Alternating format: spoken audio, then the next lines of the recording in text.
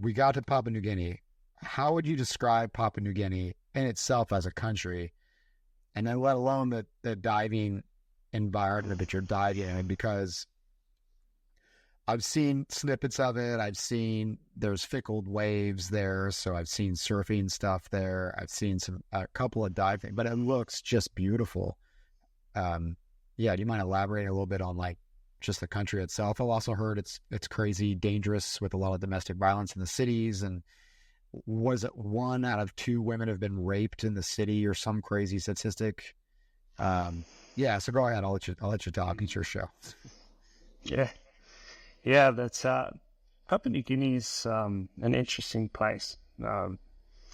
It has a lot of perceived danger, so the rap it gets is maybe not entirely fair. So people, I think it comes out as one of the top 5 most dangerous cities. That's Port Moresby, that's where I live, in the world every year, which I don't think is really fair. Johannesburg can be on that list, that's fine. But Port Moresby is a bit of a mixed bag. It's about knowing where to go and when to go there. I've been here 6 years now, so Papua New Guinea is let's say a lot of countries in one country. So Port Moresby is a city, and you can't really get anywhere from here without flying, because it's quite rugged terrain. There's not much infrastructure, not many roads. So everywhere you fly, or most places you fly, are very different. There's the coastal regions where the people are really relaxed and live off the ocean. They very friendly, not much violence or crime. I think domestic violence problem across the country, which is something that has been a big issue even for us, with our business and across the country. But the coastal region's normally quite relaxed, and most of the islands are quite relaxed. Up in the highlands, it's very different as well. It's very high up. The tribalism is much more pronounced up there. So there's tribal conflicts that have been going on since forever, continue on to this day. So we'll have tribal, in the last 6 years, there's always some tribal conflict going on somewhere up in the highlands.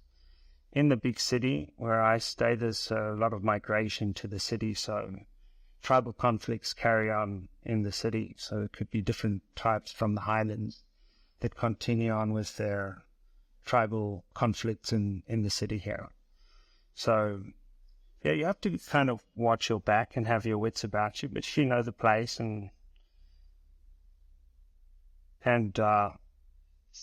stick to the right places at the right times, it's pretty okay.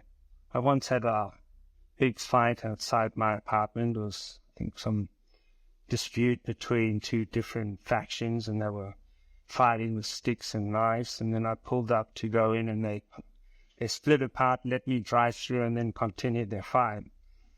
So that's just a kind of example. They don't really always target everyone. It's mostly driven by the tribal differences rather than against everyone, even though there is petty crime and opportunist crime.